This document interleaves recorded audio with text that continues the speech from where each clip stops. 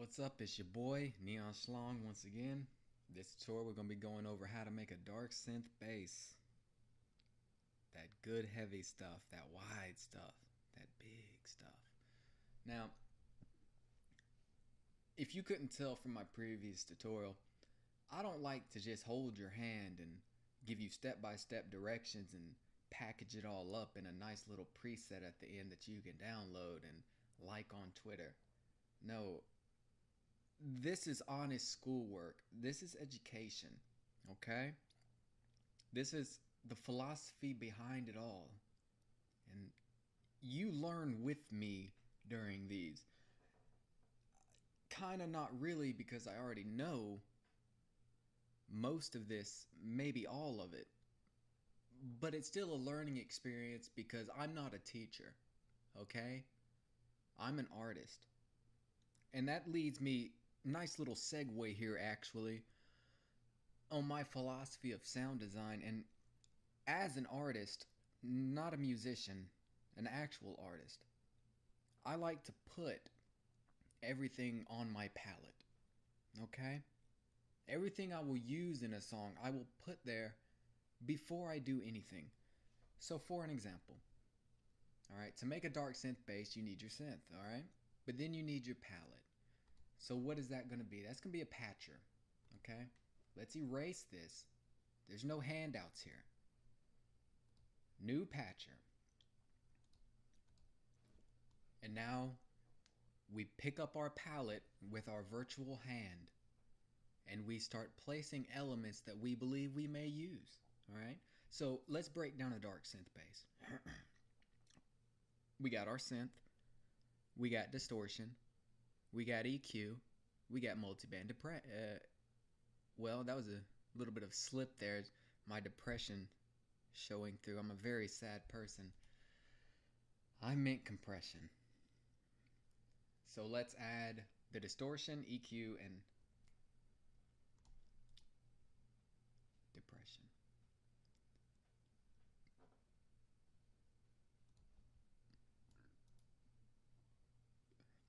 For the distortion, I like to use Wave Shaper. It's probably the best distortion plugin there is. Now, you see I have one of each, but I know I'll use more. So let's go ahead and dupe these.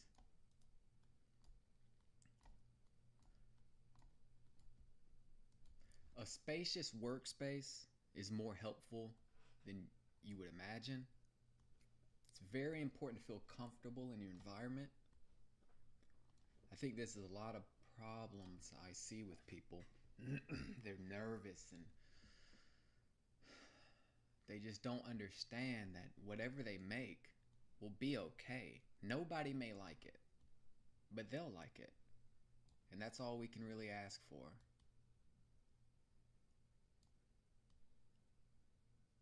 Lined up those little dots like that, and I like that. Okay. So this is the audio in. You see what's going on? We got our audio in. It travels the signal path. We got it going out. Our synth is going to this. Now it is. So what's the first thing we want to do to this bass? How do we want to affect it? Well, we're going to want to cut the lows because we're going to clean that up later. So zero out all the bands. You always want to start fresh. We'll actually use this one as coloring EQ. We'll use its saturation and qualities to affect the sound without even doing anything to it. Now let me find a way to explain this that you could understand.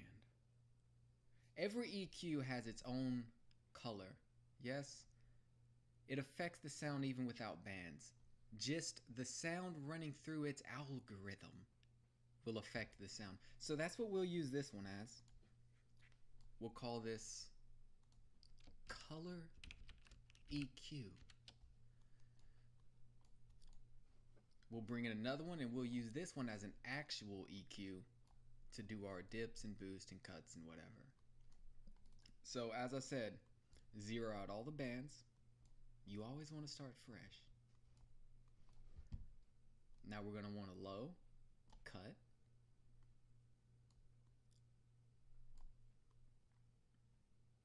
I like to cut this at around 180. We'll clean that up with another bass that will take this place. This gap you see here will be filled in with another, and it will have no distortion. It will have subtle distortion. Alright, then we want to roll off the highs. How much? That is up to you. We'll decide that later on. Now we want to multiband compress this sound right from the beginning after that. So if you don't know how Maximus works or multiband compression works, it's basically patcher. This is this in one. Split the signal, affect it with a compressor. Simple, very easy. We'll set that later once we have the sound going and we can see stuff. Then we'll want to distort. Now the way Wave Shaper works, you have a pre, which is the amplitude of the sound coming in. You have a post of it going out, and you have the mix. Now this little XY graph, this is the same thing as this basically. Exactly. Pre, lot of pre there. Lot of pre. You can feel that pre. You lower it, less pre. Least pre. Now this will probably be more helpful if I have a sound going. So we'll go ahead and do that.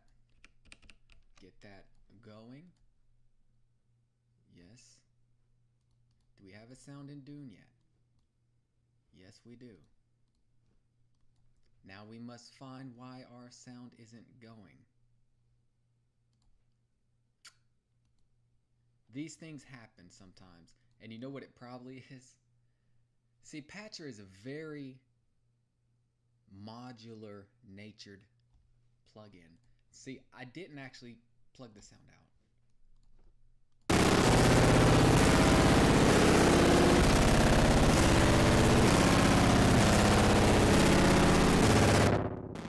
Now you hear the pre,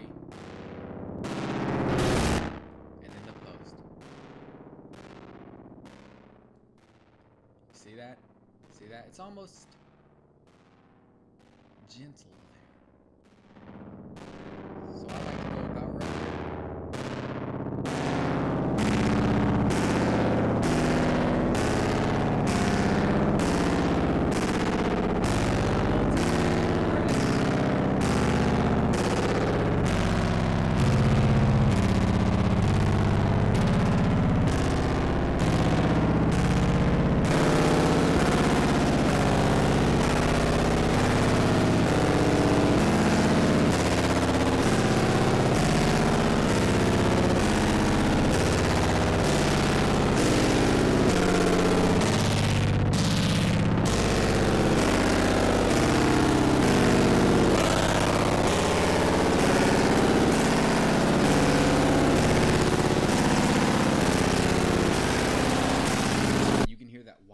That depth.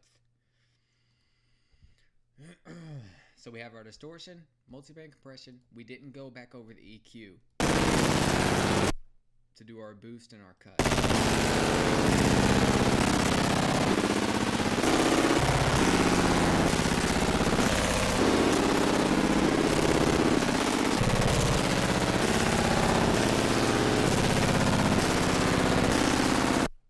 Now I always like to make a resonant peak in a bass. It just gives it character, gives it attitude. You're gonna want it a bit sharp. You want it to cut through the mix. Now imagine this as a knife. Okay, here's the mix. This line, that's the mix. All right, now look at this. Cuts right through it. Small needle. No pain. What's this? Unbalanced. What happens when this, it doesn't pierce? It doesn't pierce through the mix. It's hefty. It's weighty. It's unbalanced. Back to a needle point. Pierce through the mix. And we want this in the mids. They say to get rid of the mud, but that's where this bass lives.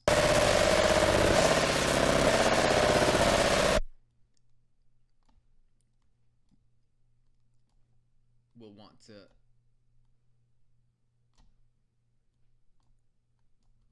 distort a little more, but a little more softly this time.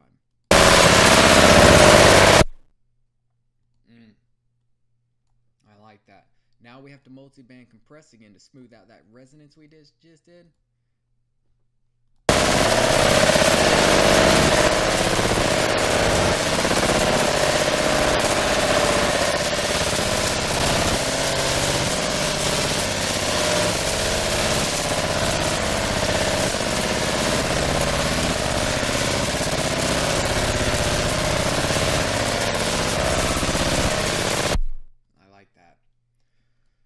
We'll need some reverb on this, of course. Vintage Verb is a very nice reverb. I really like the layout of it. It doesn't get in the way. It doesn't get in the way of itself at all. Let's go with ambience. Really small reverb. Low deflections. Now this is how apparent the sound is in itself. Alright? You never want to be too transparent if someone's talking to you. You want to kind of hide yourself in case they don't like what they see. So we're going to leave some early diffusion in there and really hide it in the late. After we leave, we don't want them to be thinking about what we said.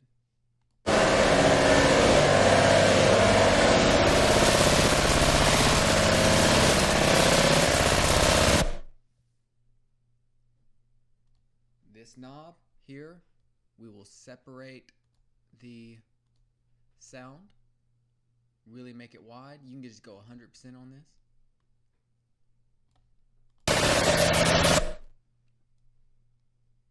Now let's give it an actual melody here.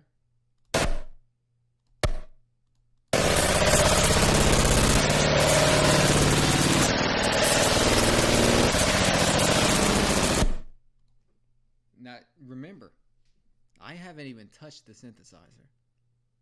Alright?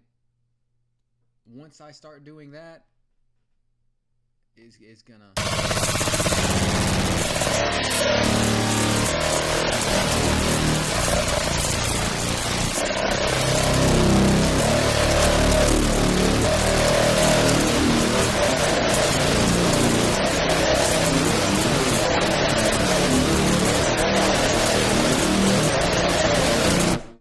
Sounding witch house. That is good. That is very good. We'll even add some fold back distortion here. Psych. We'll add more regular distortion. I'm going to cut off some of these highs even here before it gets to any of that. A harder cut on these highs.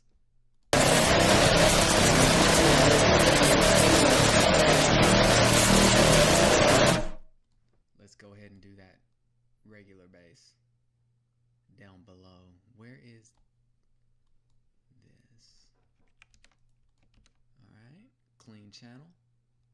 Let's mute that. Make sure up. Here our sub bass, that's clean.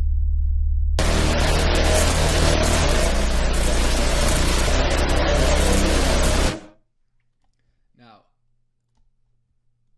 what we're going to do here is another EQ after everything.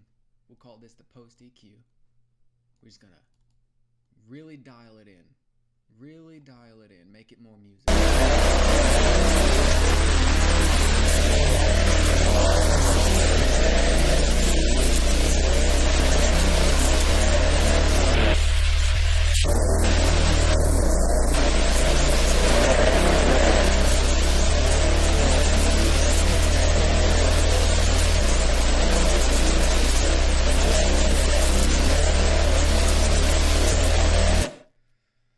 That's about it. I don't know really how much you could improve on this for this style.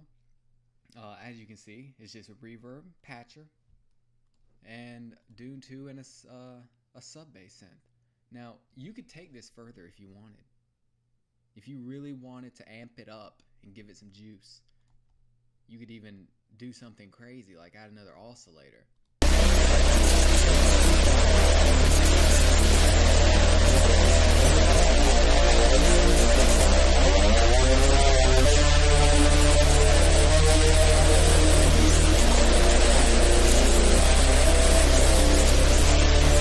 And you see, this is just with saw waves. Saw waves actually make up every other wave if you look at it close enough. It really is an atom, if you will, of synthesis. I put this chorus here because you know what a chorus does, gives it width. So we're just giving it width on the pre, before it comes in. We're giving it width on the out. Alright?